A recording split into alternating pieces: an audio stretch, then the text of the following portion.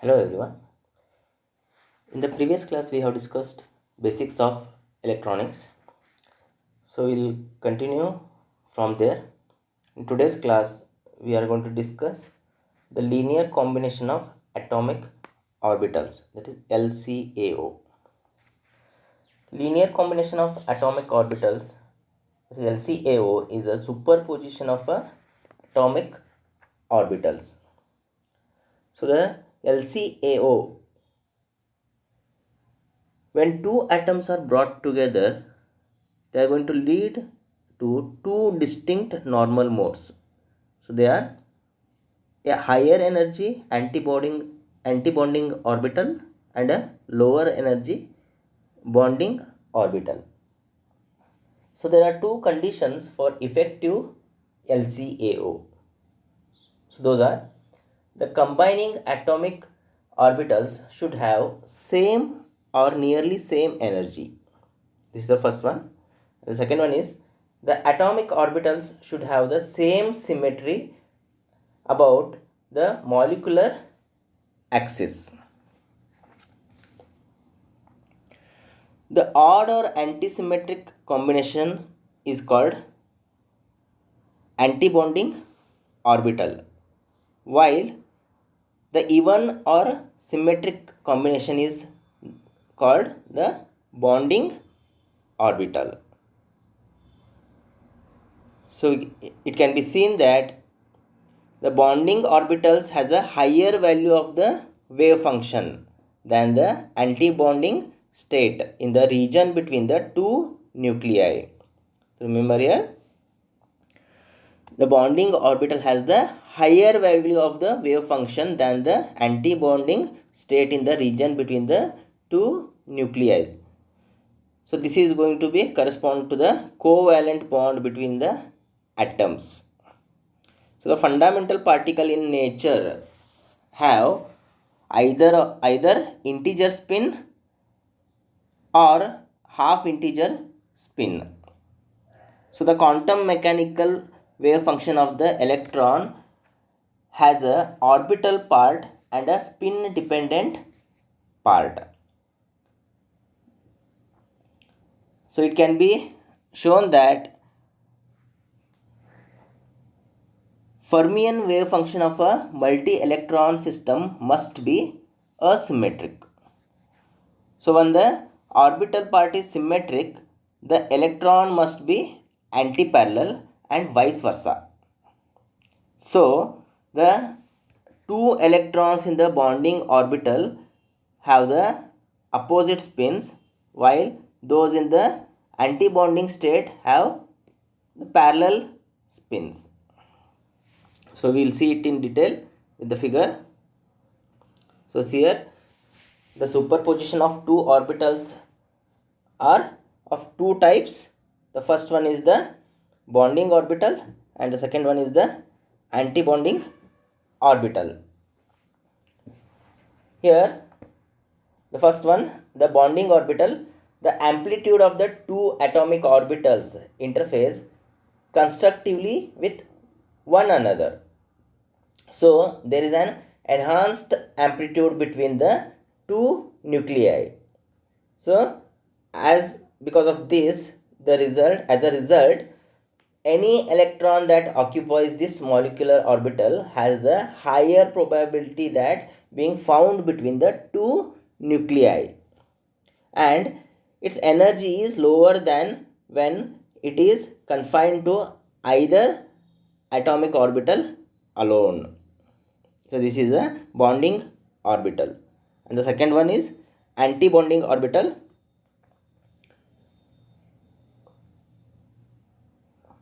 So this is about bonding orbital, the anti-bonding orbital. So taking the difference of the two atomic orbitals, however, results in a destructive interface in the internuclear region, where the amplitude of the one orbital is subtracted from the other. So the destructive interference is complete on a plane midway between the two nuclei, and hence there is a nodal plane, that is a plane of a zero amplitude between the nuclei. Any electron that occupies this orbital is excluded from internuclear region, and its energy is higher than what it would be if it is occupied either atomic orbital. So the previous figure that was shows the linear combination of a atomic orbital. So the LCAO, when the two atoms brought together, that leads to a two distinct normal modes. So that is a higher energy antibonding orbital and the lower energy bonding orbital that we have discussed. So here you can note that the electron probability density is high in the region between the ion cores, that is nothing but a covalent bond, leading to lowering of the energy bonding energy level and cohesion of the crystal. If instead of two atoms, one bring together n atoms, there will be n distinct LCAO and n closely spaced energy levels in a band. So there are few more points related to energy bands. So if instead of a two electron, if we bring n electrons together, then n atoms, we get n different or n distinct LCAO and n closely spaced energy levels in a bands. When two atoms are far apart, when the two atoms are very far from each other, they have similar electronic structure. So both of them are going to have a same structure, but when they come close, the electron waves overlap. So the Pauli's exclusion principle dictates that no two electrons in a given interacting system may have the same quantum state. So that we have discussed Pauli's exclusion principle.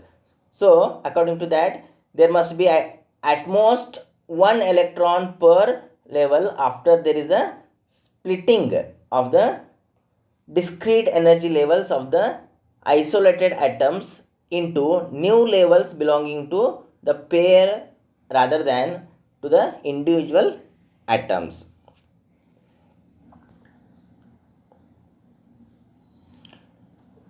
Now we shall discuss the direct and indirect semiconductors. With the particle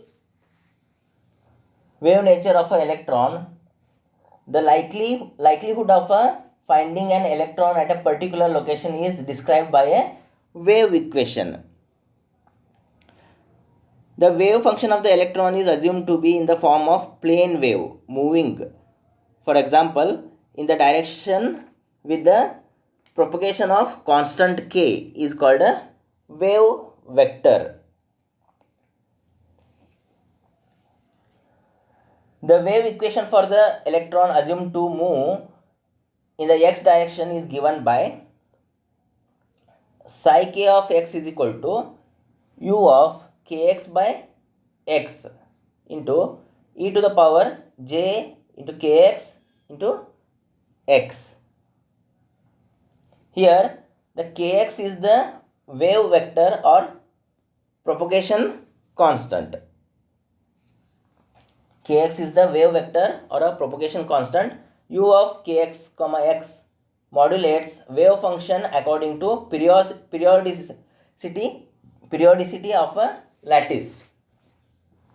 The propagation constant k, it can be also called as wave vector of a sinusoidal electromagnetic wave, is a measure of the change undergone by the amplitude and phase of the wave as it propagates in a given direction.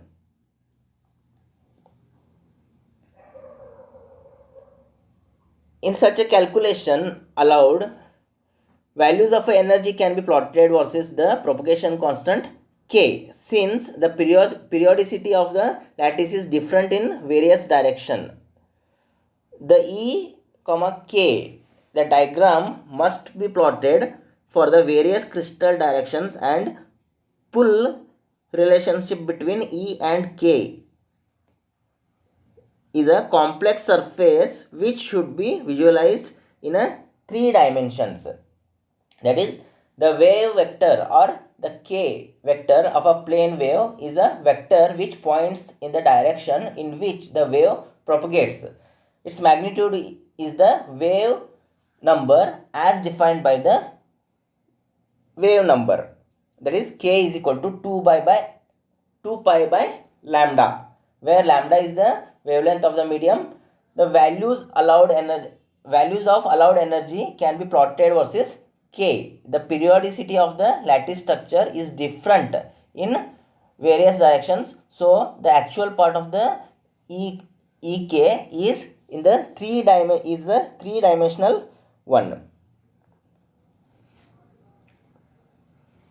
First one,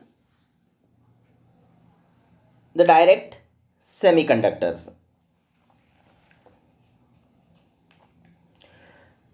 So the band structure of a GaAs, that is gallium arsenide, has a minimum in the conduction band and a maximum in the valence band for same K value, that is K is equal to 0. Here, the minimum of the conduction band and the maximum of a valence band occur for the same value of K as shown in the figure. You can observe the figure where you can find that the minimum value of the conduction band and the maximum value of the valence band. The conduction band is upper, valence band is at the lower place. So the example for this one is going to be the gallium arsenide, GaAs. Thus, an electron making a smallest energy transition from the conduction band to the valence band without the change in the value of K. So, what is direct semiconductors?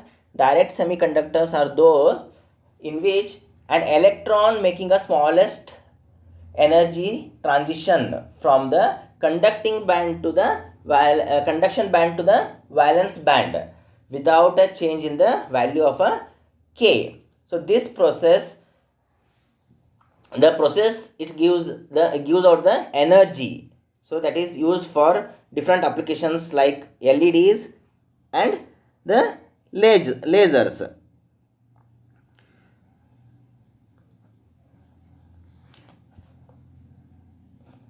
So second one is the indirect semiconductor.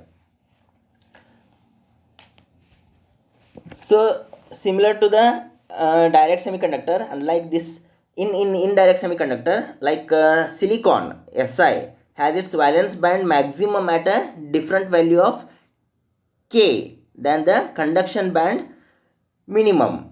Thus, an electron making a smallest energy transition from the conduction band to the valence band, as in GaAs, can do without a change in K value, but here in the indirect semiconductor, a transition from minimum point in the Si conduction band to the maximum point to the valence band requires some change in K.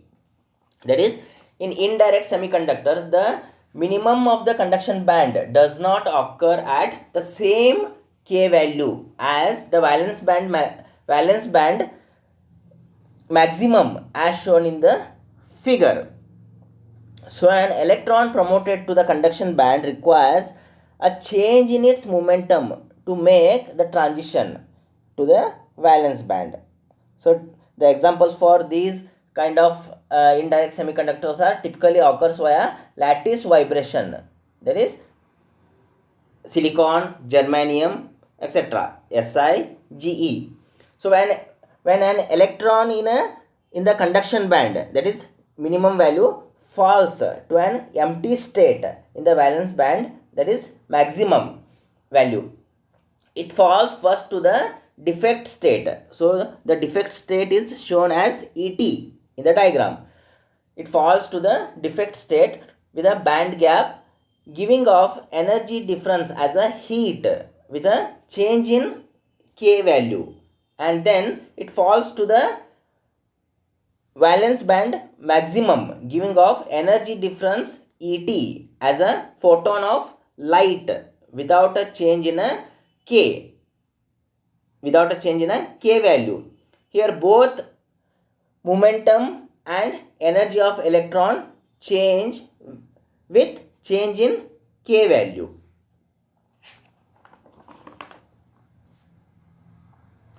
Thank you for watching the video.